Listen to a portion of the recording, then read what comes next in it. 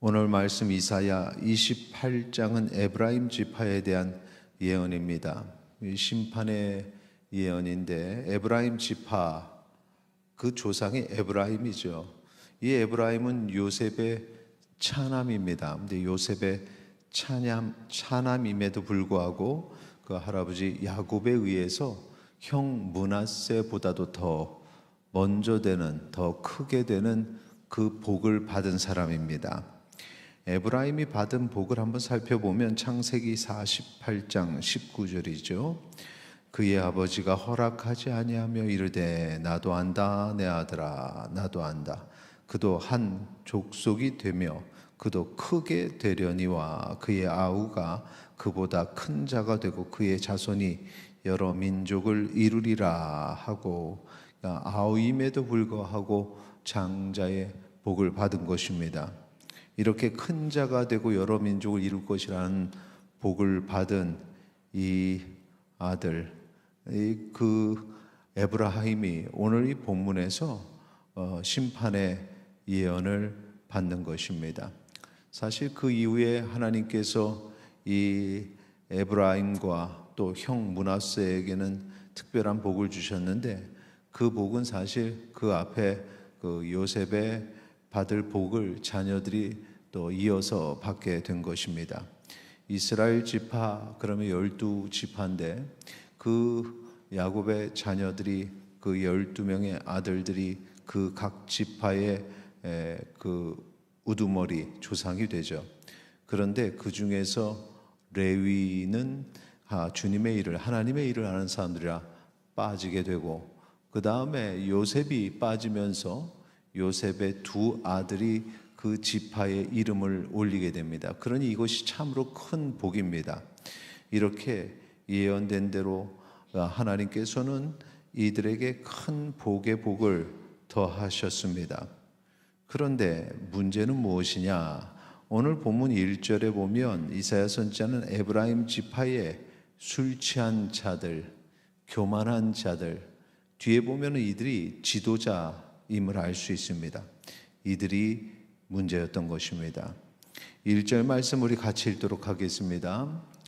에브라임의 술 취한 자들의 교만한 면류관은 화 있을진저, 술에 빠진 자의 성 곧 영화로운 관같이 기름진 골짜기 꼭대기에 세운 성이여 쇠잔에 가는 꽃 같으니 화 있을진저. 자, 축복이 그 조상 때에 선포됐는데 이제 그 후대에 와서 저주가 선포되고 있습니다. 그 이유는 술 취한 자들의 교만한 면류관, 스스로 교만하여서 쓰고 있는 면류관이라는 것입니다. 여기 본문에 보면은 그 면류관이 두 가지가 나오는데, 하나님이 주시는 면류관이 있고 자신들이 쓴 면류관이 있습니다. 술 취한 교만한 자들의 면류관은 스스로 쓴 면류관이죠. 그래서 하나님이 주신 복을 취할 수 있는 그런 은혜를 저버린 것입니다. 그래서 비틀비틀거렸다는 거죠. 7절에 보시면은 그 비틀거림을 표현하는데, 자, 잠깐 같이 보시죠. 7절에 같이 읽겠습니다. 그리하여도 이들은 포도주로 말미암아 옆걸음치며 독주로 말미암아 비틀거리며 제사장과 선지자도 독주로 말미암아 옆걸음치며 포도주에 빠지며 독주로 말미암아 비틀거리며 환송을 잘못 풀며 재판할 때 실수하나니. 제사장과 선지자, 지도자들이 비틀거리고 있는 것을 알 수 있습니다. 비틀거림이다라는 것은 우리가 앞에서 이제 교만하다, 그리고 그 교만함에 취해서 하나님을 대적하는 그런 모습이 비틀거림으로 표현이 되는데, 거기 보니까 그 비틀거림으로 말미암아 환상을 잘못 푼다, 그리고 재판할 때 실수한다라는 것입니다. 여기서 환상을 잘못 풀었다라는 말은 이제 하나님께서 환상으로 보여주시기도 하고, 그때는 여러 가지 이런 방법들을 사용하셨는데 하나님의 음성을 잘 듣지도 못하고 깨닫지도 못했다. 엘리 제사장의 시대와 같이 그렇게 하나님의 음성에 민감하지 못했다는 거죠. 그리고 하나님의 음성을 못 이해하니까 재판할 때, 이 재판은 그 당시에는 재판을 통해서 그 나라의 백성들을 잘 이끌어 가야 되는데 통치에도 문제가 있었음을 알 수 있습니다. 그러니까 이 지도자들이 바로 서지 못하니까 이 전체 에브라임 지파가 흔들린 것이죠.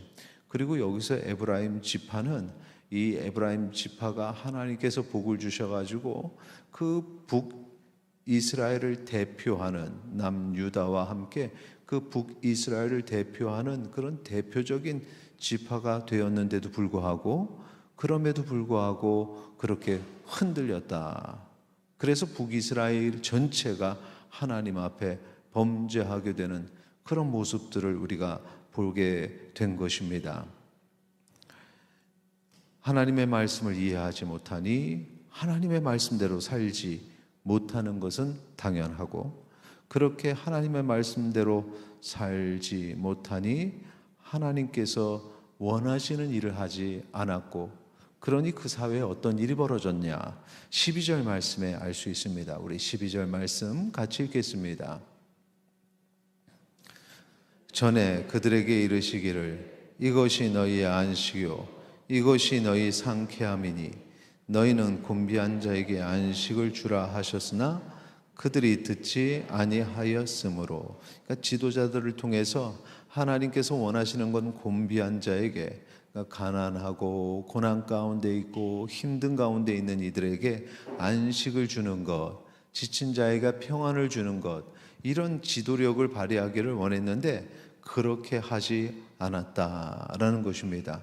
그러니까 그 나라가 얼마나 고통스럽고 힘든 그런 나라가 되었는지, 높은 자들만 자만에 취해서 교만한 가운데 흔들거리고 모두가 아파하는 그런 하나님이 원하시는 나라로 가지 아니하고 무너져 버렸다라는 것입니다. 이런 문제는 무엇인가? 교만함이죠. 하나님 없이도 잘 살 수 있다라는 그런 자만감이었습니다. 이러한 것을 어떻게 표현하냐 하면은 15절 보세요. 너희가 말하기를 우리는 사망과 언약하였다. 하나님과의 언약으로 살아가야 될 백성들이 사망과 언약하였다는 거죠. 수월과 맹약하였은즉 넘치는 재앙이 밀려올지라도 우리에게 미치지 못하리니 우리는 거짓을 우리의 피난처로 삼았고 허위 아래 우리를 숨겼음이라 하는도다.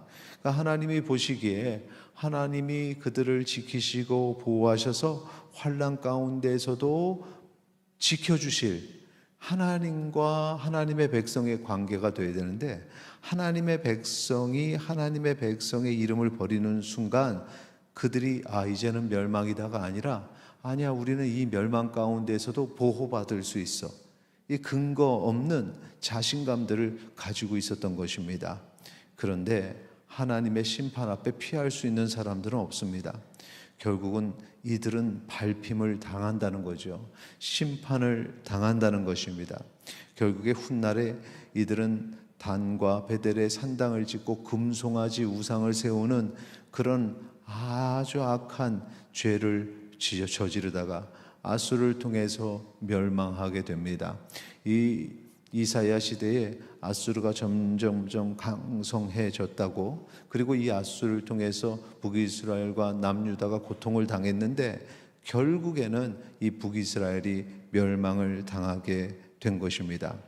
오늘 이 본문을 통해서 하나님께서 복을 주시고 하나님께서 언약의 백성으로 삼아 주셔서 앞으로 하나님께서 이끄시는 대로 가기만 하면 하나님의 복을 받을 수 있는 이들이 왜 그렇게 멸망하게 되는가? 그것을 알 수 있었는데, 가장 큰 문제는 내가 할 수 있다, 내가 나를 지킬 수 있다라는 그런 자만심이었습니다. 그리고 그 자만심에 취해서 교만함에서 빠져나오지 못하는 이런 상태, 지금 흘러가는 것이 하나님이 원하시는 데서 너무 멀리 나가는데도 그거를 모르는 상태, 이 깨어짐이 어디서부터 와야 되느냐? 지도자부터 깨어져야 된다라는 것입니다. 하나님 앞에서 지도자들이 먼저 무릎을 꿇고 간구하고 기도하고 그들이 회개할 때 그들로부터 시작하는 놀라운 변화가 전체적으로 퍼져 나갈 수 있다라는 것입니다. 한국 교회의 부흥이 어디서부터 시작되었느냐? 당시에 복음을 전하던 그 미국에서 왔던 선교사들이 하나님 앞에 회개하면서 그 회개의 운동이 퍼져서 평양 대부흥 운동으로 변화되었고, 그 평양 대부흥 운동이 한국의 부흥의 가장 큰 하나님이 주시는 은혜였다라는 것입니다. 오늘 우리가 하나님 앞에 온전히 서기를 원합니다. 우리가 변화되면 가정이 변화되고, 우리가 변화되면 주변이 변화되는 것입니다. 그래서 오늘 이 말씀 앞에 우리를 불러주셨습니다. 우리가 하나님 앞에 더욱더 겸손하기를 원합니다. 이 땅에 갈라진 여러 상황들을 보고 그들을 비난할 것이 아니라 우리가 먼저 주님 앞에 간구하며 기도하기를 소망합니다. 그러면 하나님께서는 분명히 우리에게 복에 복을 더하시고 약속하신 그 언약을 이루실 줄 믿습니다. 하나님께서는 교만한 자를 멸하시고 겸손한 자를 높이신다고 하셨으니 우리가 주님 앞에 더욱 겸손하기를 원합니다. 그리고 기도할 것은 이 시대의 이 나라의 지도자들이, 또 우리 한국교회의 우리 지도자들이 하나님 앞에 무릎을 꿇고 하나님 앞에 온전히 설 수 있도록 그렇게 기도해 주시기를 바랍니다. 우리 교회의 모든 직분자들이 하나님 앞에 온전히 설 수 있도록, 또 각 전도회와 각 구역에 하나님께서 사용하시는 사역자들이 하나님 앞에 무릎을 꿇을 수 있도록 기도해 주시기를 바랍니다. 각 가정의 부모들이, 각 가정의 가정들이 하나님 앞에 온전히 설 수 있도록 그렇게 기도해 주시기 바랍니다. 내가 하나님 앞에 무릎을 꿇을 수 있도록 기도해 주시기 바랍니다. 그러면 놀라운 약속하신 하나님의 축복이 우리 가운데 임할 줄 믿습니다.